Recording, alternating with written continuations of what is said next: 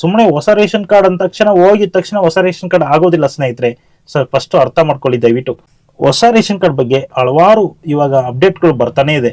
ಹೊಸ ration card ಬಂದ್ಬಿಟ್ಟು ಅಷ್ಟು ಬೇಗನೆ ನಿಮ್ಗೆ ಸಿಂಪಲ್ ಆಗಿ ಈಸಿಯಾಗಿ ಸಿಗುವಂತ ಒಂದು ವಿಷಯ ಅಲ್ಲ.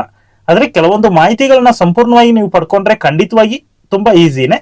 ಯಾವೆಲ್ಲ ಒಂದು ಅರ್ಹತೆಗಳು ಇರಬೇಕು, ಏನೆಲ್ಲ ಒಂದು ದಾಖಲೆಗಳು ಬೇಕು, ಮತ್ತೆ ಯಾರೆಲ್ಲ ಈ ಒಂದು ಹೊಸ ರೇಷನ್ ಕಾರ್ಡ್ ನ ಮಾಡ್ಕೋಬಹುದು ಅಂತ ಸಂಪೂರ್ಣ ಮಾಹಿತಿಯನ್ನು ನೋಡೋಣ.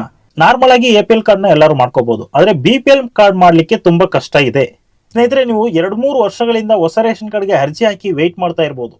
ನಾವು ಫಸ್ಟೇ ಹೊಸ ರೇಷನ್ ಕಾರ್ಡ್ಗೆ ಆನ್ಲೈನ್ ಅಲ್ಲಿ ಅರ್ಜಿ ಹಾಕ್ಬಿಟ್ಟಿದೀವಿ ಸರ್, ಇನ್ನೂ ನಮಗೆ ಹೊಸ ರೇಷನ್ ಕಾರ್ಡ್ ಬಂದಿಲ್ಲ ಅಂತ ಫೀಲ್ ಮಾಡ್ತಾ ಇರ್ಬೋದು. ಖಂಡಿತ ನಿಮ್ಗೆಲ್ಲ ಒಂದು ಸಿಹಿ ಸುದ್ದಿನೂ ಕೂಡ ಅದೇ ತರ.